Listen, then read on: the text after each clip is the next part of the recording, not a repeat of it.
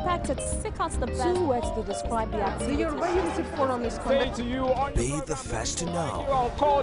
From the north, south, east, west and around Africa. Presidential we break the news. Women in Nigeria. Now you can catch all the actions live as the news spreads. We are Core TV News. Welcome to Core TV Primetime a 24-hour news station.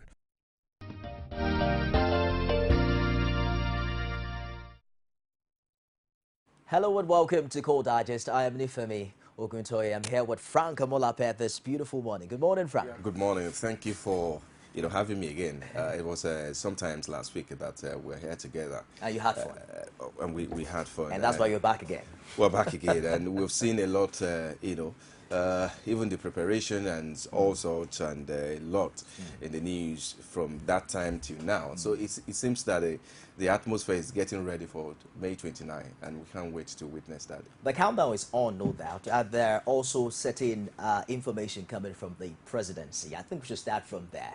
Recently, the president-elect made mention about his intention to revisit the allegation made by the former CBN boss, who's now the emir of Kano, as regards $20 billion misappropriation, alleged misappropriation by the NNPC. He also talked about the All Progressives Congress came up recently to also accuse the PDP and the Jonathan administration for embarking on certain dubious deals, hiring certain people, signing out certain contracts, and we also spoke with the special advisor to the president on media and publicity. He actually held a press briefing to shed light on some of these issues. Let's start from that.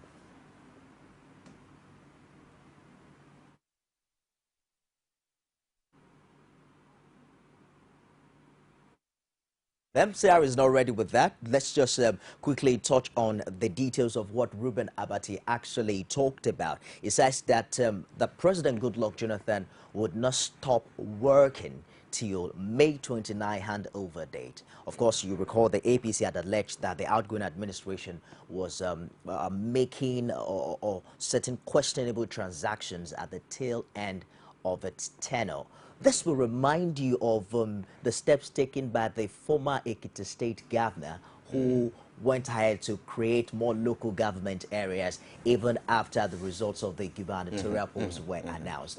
How do you pitch your position right now? Because the truth is, Mr. President still remains in power till May 28 thereabouts. Well, of course, he keeps working. There's nothing wrong with that. But I think what APC is trying to say is that creating unnecessary employment and engaging some people afresh when you have few weeks to the end of the tenure. So why are you doing that? I think that's what they are trying to question. But then the president still remains the president until May 29. So you can really rule that out. What needed to be questioned here is at what point or what motive? What is the motive behind it? Is it because he is the president and will continue to work till May 29, or there are some lapses or loopholes, or there are some vacuums that needed to be filled in terms of services and all of that, and he needed to bring in these people. So that's another thing. So we need to look at this and balance it up. So he's still president until May 29, and that again reminds us, maybe we should take a listen to Reuben Abati, right? Yes.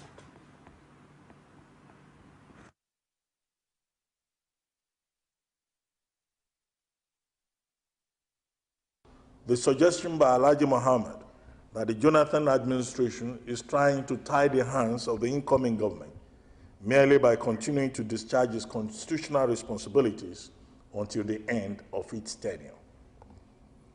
The Jonathan administration, which continues to do its best to ensure a smooth and peaceful handover of power to the president-elect, General Muhammadu Buhari, deeply regrets the unfairness and combative frame of mind reflected in Alhaji Mohammed's statement.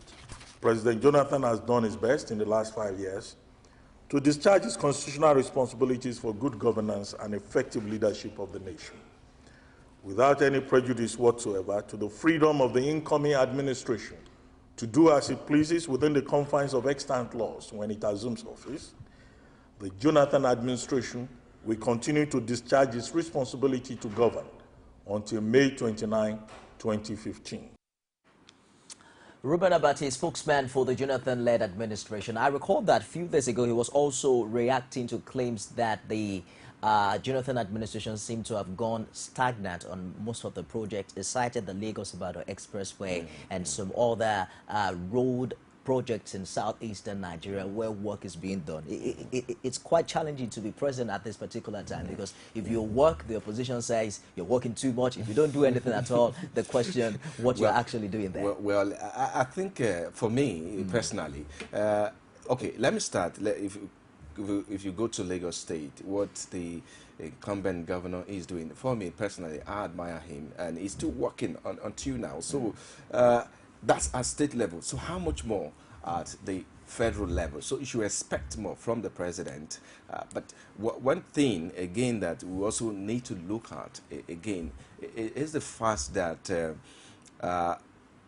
so much is going on that needed to be complete in terms of projects across the country. He needed to complete it. But I'm sure his ambition was, okay, if I get there the second term, I'll be able to finish up and complete this project. But now, the incoming government will have a lot of tasks ahead of him to complete those projects. And I think the president is trying to do as much as he could now to see where he can push those projects to probably a particular point. Then he can now hand over to the incoming administration. You know, that also further buttresses the need for continuity in governance. And, you know, we can't but overemphasize that. Unfortunately, even within the same party, you see a new administration and totally discontinues what, you know, the preceding government kick-started. I personally think it's a waste of resources, of the nation's resources, to get into power and then abruptly put an end to an ongoing project. I think there's a need to continue. Yeah, I think that's well, again, Nigerians are really talk. You remember when the trade union met the other time and they were saying that, okay, the incoming administration need a lot of work to do. There are policies that even though you need to stop on them, but you need to review some policies. You also need to look at some projects as well. Those that will even benefit the economy. Especially not some ongoing infrastructure projects. The Lagos-Ibadan Expressway is out of control. You can spend 5-6 hours just going to Ibadan. You know, it's terrible. I think that they should just lay down the bureaucracy, lay down the political differences, and focus on the people this time to ensure that all those projects are finished. I know, of course, recently even the president came out again to say that the full forensic audit will be released. I think part of it was released sometimes ago, where the PricewaterhouseCoopers, the auditor firm, or the audit firm that was contracted at that time to check these account of what the NNPC is saying, that, okay, we have, is it 20 billion really or not? But then he said this time around the full report will be released. And I think this came, the reason why, again, APC is questioning what is going on again is the fact that this statement came out just a few days after the president-elect Muhammadu Buhari said, I'm still going to look into those allegations. The 20 billion US dollars that was missing. And so that, again, is another thing. But what people are saying, in PDP, I'm sure what they are saying is that by that statement alone, is it that it's going to use that to hunt people who are outgoing now? Is it going to be hunting people? Because I remember during his campaign, the president-elect said that it's not going to oppose anybody. It's not going to hunt those. He talked about looking forward rather than checking back on corruption practices. So that, again, people are going to take him on that, because in this part of the world, we seem to forget too quickly some of the promises made during campaign. When we get into the office, we don't get to remember them. And I hope that the president-elect, when he gets into the office, he will not remember them, instead of looking backward, looking forward. I had a guest on the show yesterday, and, you know, I asked him a similar question. He talked about there's no way you can go forward without looking back. And that's quite amusing, because it's one thing for the president-elect to say, I'm not going to worry myself about how much money has been stolen in the past years. But then you also begin to talk about the $20 billion, allegation made by the former CBN governor. That obviously was in the past. But there's no way you can definitely push ahead and move ahead without practically looking back for a while. I think people are going to look at how he's going to handle that. Not necessarily that he's not going to look back. Of course, he's going to check what has been done, how many monies are missing in the federation account, in the power sector, in the oil sector. Of course, that's where accountability is going to come in. And I'm sure that probably he is going to rectify some of those things. But witch hunting again. But those corruption, what people are looking at is that those people who have cases of corruption and they are glaring, those ones need to be taken care of. The Minister of Petroleum Resources also earlier talked about how genuinely she has performed her duties, how Nigeria is. She was actually responding and reacting to allegations that he was seeking asylum outside Nigeria to escape probable persecution by the incoming administration. But she was strong and quite practical, quite bold in her submission, saying she's done nothing wrong and she's got nothing to fear. However, the challenge might also be that for a while now, the National Assembly has been seeking our audience to question her on some of these issues. We just hope that this incoming administration will also consider the rule of law, while they go about, searching spotlight. And many people are also thinking about the destructive tendencies of all of these allegations. We hope that the president-elect can understand his primary responsibility and, obviously ensure that people handle these issues. There are private investigators who can be employed to do all of this. Well, let's also check out some recent developments. Few days ago, the Inspector General of Police was sacked, and of course the DIG was asked to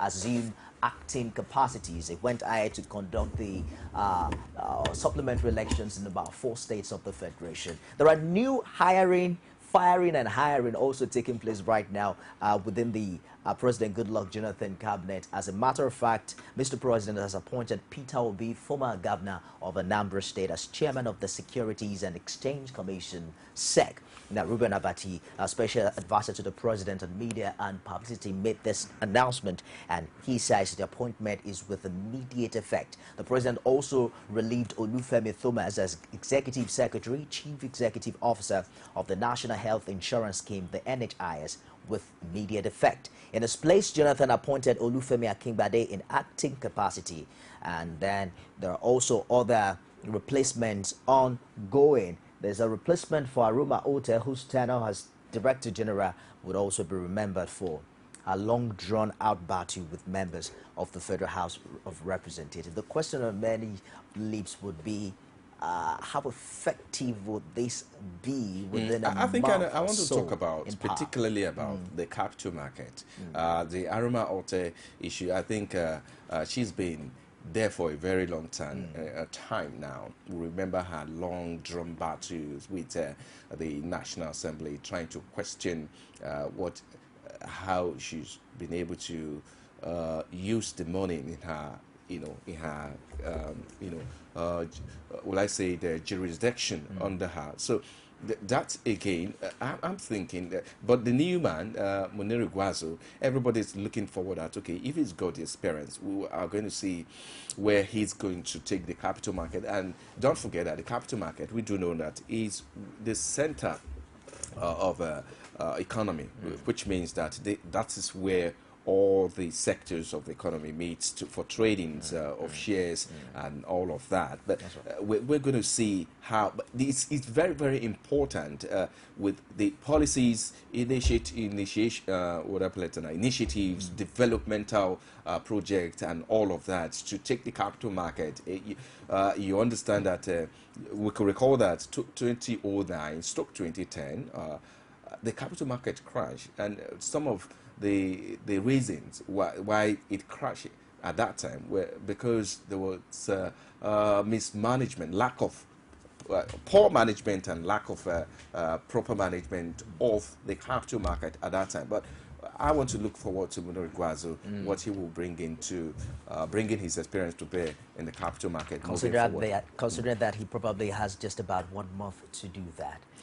Of course, just one to do that. Yeah, just 1 month to do that. But he has been in acting capacity. Now he's been affected. Let's see what the incoming administration will do. Probably will have to retain some of those people who have just been appointed, or let them go, or appoint his own, new face into his cabinet.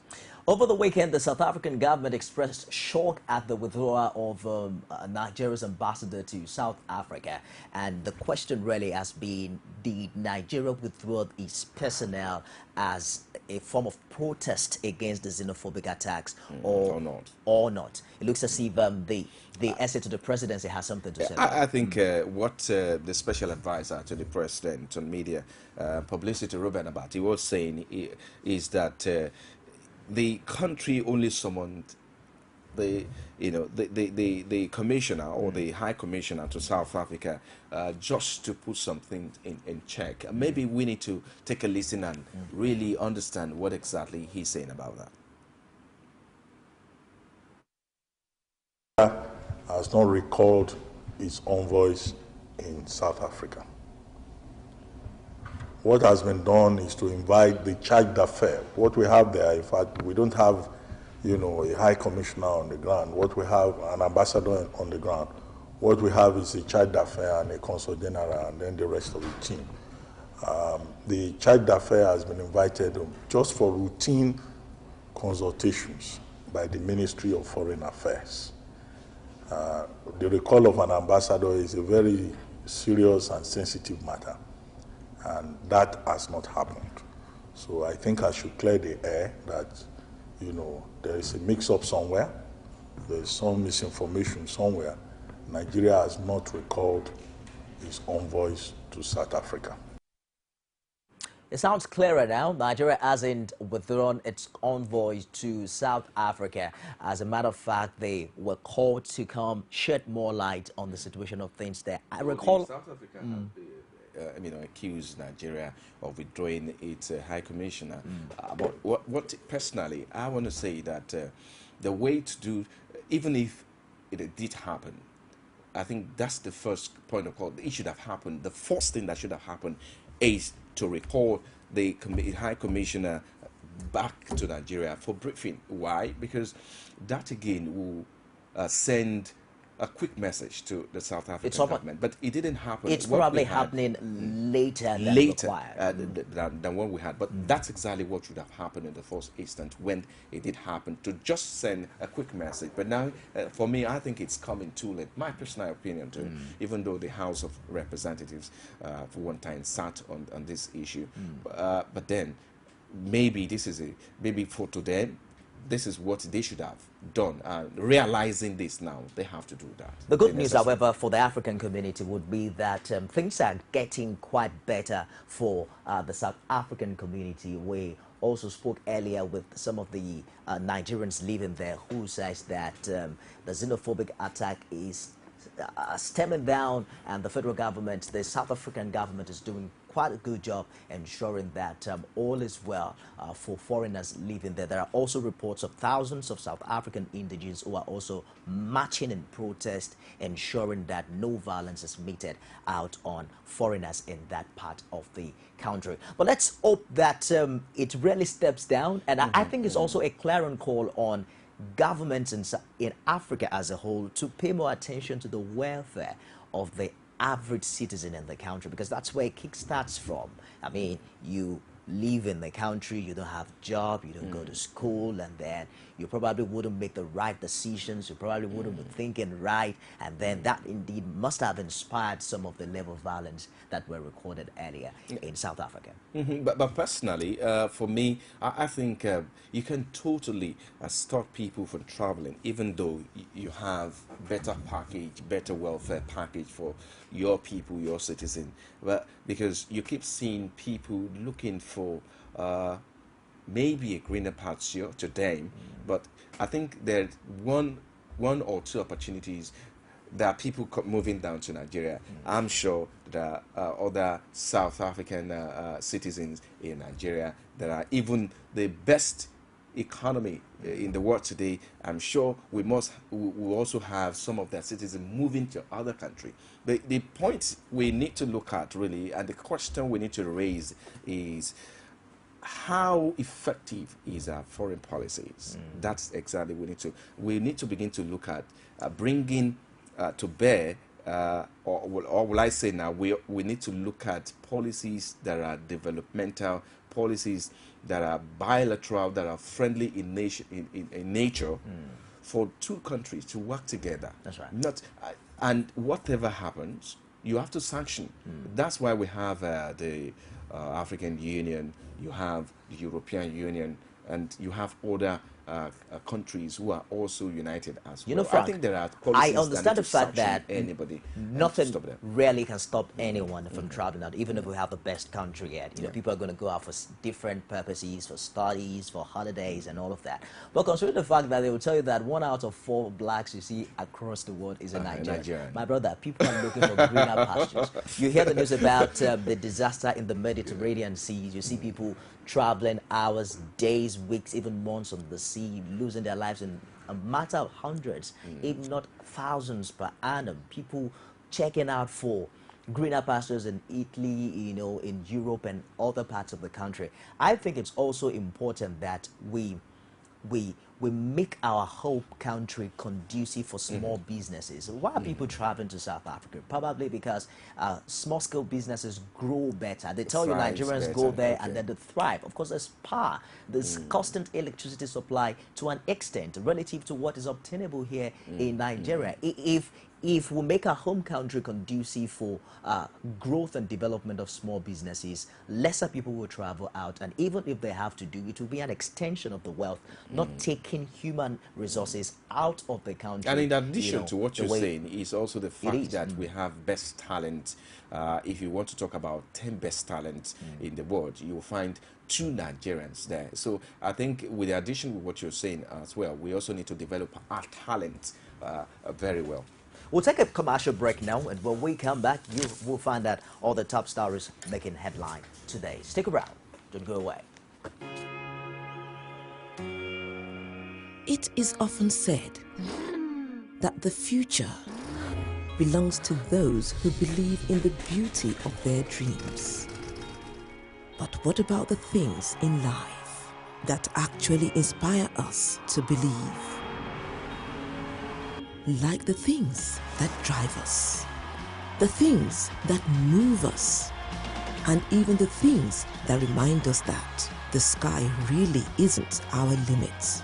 Because when we are inspired, we are led to future greatness. But first, we just have to believe. One day I want to build Nigeria's first aeroplane. I know. One day you'll make us proud. Rich and creamy pig, extra fortified with 28 vitamins and minerals. Here's to 60 years of nourishing dreams and inspiring the future. The future is bright. Reach for your peak. Welcome back. Don't forget that you can follow us on Twitter at Core Digest Live. You can watch us from anywhere in the world by downloading the Wawu TV application on your internet-compliant device, and you get to see and get to watch our programs and news from anywhere you are. We're also going to open the phone line in a matter of time to have you contribute on some of these developing stories, and let's find out what your thoughts are. We're going to Ondo State. Amazingly, yesterday the deputy governor there has been impeached. Not quite, it didn't come much as a surprise to many who understand the political calculation in Nigeria. They say you take a political risk, then you must be sure and certain to be ready for the consequences in case it doesn't work out. The Ondo State House of Assembly has now impeached Ali Olanusi, the deputy governor, with 24 out of 26 lawmakers endorsing the impeachment motion. It was moved by Henry Akinsoyinu, the majority leader, and seconded by Oyibo Aladeton, the deputy majority leader. The House had earlier directed Olasende Kumuyi, the chief judge of the state, to set up a probe panel to investigate 7 impeachable offenses leveled against Olanusi. Kumuyi complied with the directive by setting up a 7-man panel on Friday.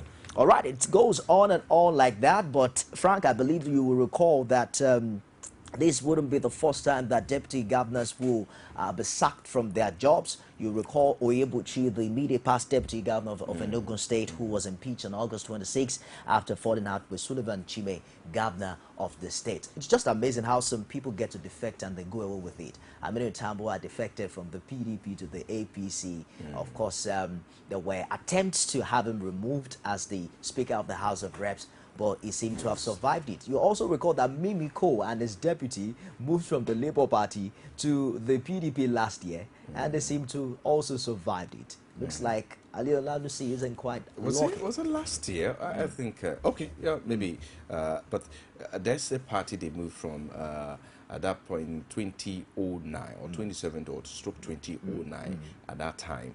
But then what is shocking is, or the question we should even be raising here is, what is the position of the law concerning this happening?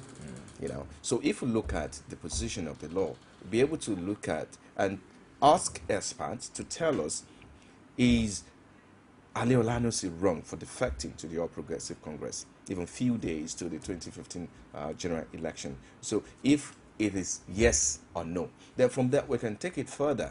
But then the question is, what is wrong with defection, really? You know, if it's about freedom of association, it's also constitutional that you can defect easily. So if it didn't happen to some others and it's happening here, I think probably the guy may want to head to court. But then a few days, who knows how many months do you have left for you know, the government to change and all of that. So, but then I'm sure that this guy is going to benefit. The government is only changing at the federal level. Ondo State has PDP as majority of the state House of Assembly. I'm talking about the fact that the government has changed at the federal level now. So whether he has defected or whether he has been sacked or he has been replaced, I'm sure he's still going to benefit. You note that he defected 2 days before the 2015 presidential election. Of course. It favored APC to an extent because, amazingly, APC also won the presidential election in Ondo State, which prior to that time was believed to be at least a PDP state, given the influence of the incumbent governor. The way it is now, I think several times we've also discussed that section of the Constitution, I think it's 16G, that talks about how and what manner and what condition a party member can defect, especially when he won elections, you know, on the platform of another party. They talk about division within the party. Those are legal matters that might be cleared in matter of time. But of course, there's a nomination. Well, the nomination, okay, I think I have it before me here, where he was replaced by the Commissioner of Agriculture in the state, Lasisi Oluboyo. Well, a lot of people say that Lasisi Oluboyo is not really known, though he is a commissioner for the agriculture until he was appointed the deputy of... His name has been forwarded to the State House of Assembly, and over time they'll have to question him and certify him as deputy. Probably they might not want to question because it's like it's going to take effect from now. Will I say now, a consensus is going to be on a consensus basis where they will approve him, or just go there, because he's been appointed by the you know, the governor of the state, Governor Mimiko himself. So I think there is no going back. The National Assembly, or I beg your pardon, the House of Assembly at the state level will not question that. So for me, I think what you should be asking now is that what does it bring to the table now as deputy governor, as a former commissioner of agriculture at the state level? What does it bring to the table? Bearing in mind also that Ali Olanusi is still kicking, insisting that he is the deputy governor of Ondo State. Only time will tell how all of this will work out. It looks as if the judiciary will also get busy this moment to find out how it works out. We'll take a short break. Stick around for more after now.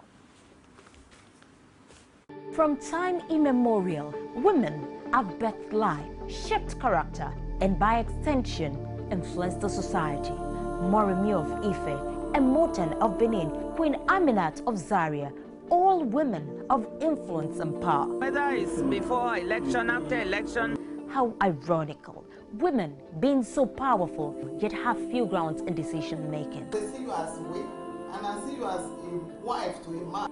We are talking women in politics. A woman will be bold enough to stand up and say, I want to become president of Nigeria.